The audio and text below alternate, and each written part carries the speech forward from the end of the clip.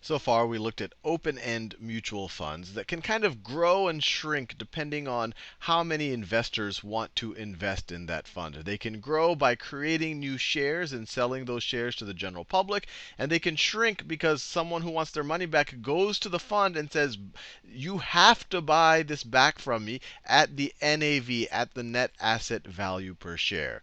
But the problem with it, actually there's a couple of problems, is that the manager here has to always keep a little cash set aside in case some of the investors come to him and say, hey, I want you to buy my share back. I want liquidity. And the other thing that they have to worry about, or at least from the investor's point of view, is they can only buy or sell at the end of the day, and that will only happen at the net asset value per share. And on top of that, the fund manager or whoever's running the fund has to worry about all of these and actually transacting between all of these different investors. Now, on the other side of things, we looked at the closed-end fund. The closed-end fund couldn't kind of dynamically grow and shrink by creating new shares or by buying them back. But what was good about them is that they were freely trading on exchanges, maybe on the NASDAQ or the New York Stock Exchange. And because there was none of this kind of back and forth between the fund managers or whoever was kind of doing the operations of the fund and the investors,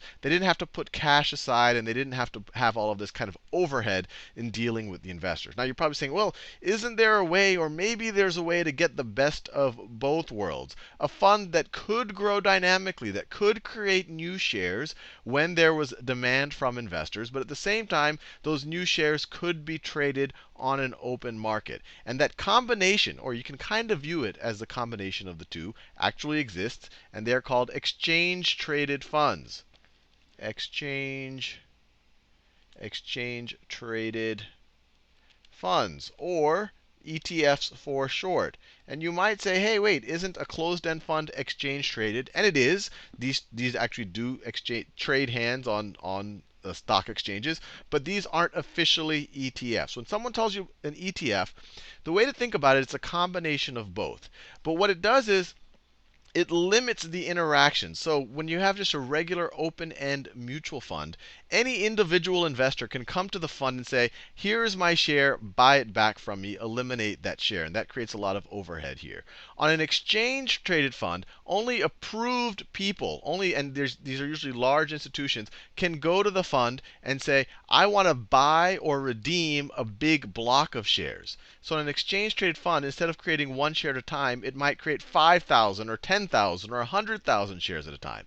And on the other side of things, if someone wanted to redeem their shares, they would redeem 5,000, 10,000, or 100,000 shares at the same time. And what's good there from the fund's point of view is that they don't have to deal with all of these small transactions. They can do big transactions with big entities. So that saves them costs on overhead. And since these big people go and kind of buy these big blocks of shares, they can go and sell them in the open market. They could trade them in the open market. So if you want to buy into an ETF, instead of buying it directly from the ETF, you would buy it from one of these big institutions that buy big blocks of shares. So they're now buying, a big block of, maybe this is 10,000 shares right over here, and then they will trade in the open market. So you kind of get the best of both worlds. And in general, ETFs also have lower fees. And they have lower fees, one, because they don't have to do all of this back and forth between each individual investor. And most ETFs are not actively managed. And when I say actively managed, I'm talking about the situation where you had Pete. And Pete says that he's just an awesome stock picker. He can beat the market. He can, do all of, he really researches companies, and he thinks that there's some value that he creates by doing that. When something is not actively managed, and exchange-traded funds tend to not be, they're saying, look, we're just going to buy the market, or we're just going to buy some commodity. So when you go into an exchange-traded fund, you're really just trying to buy some asset class. Maybe it's the S&P 500. Maybe it's some type of exchange-traded funds that buys gold as assets, or maybe it's buying some other type of commodity.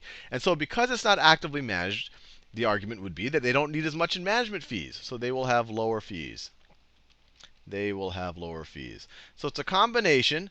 They can grow arbitrarily large, and some of the largest exchange-traded funds are super huge. They have much lower fees, and they have this tradability. You can trade them at any kind of second on the markets. You don't have to wait until the end of the day like an open-end fund.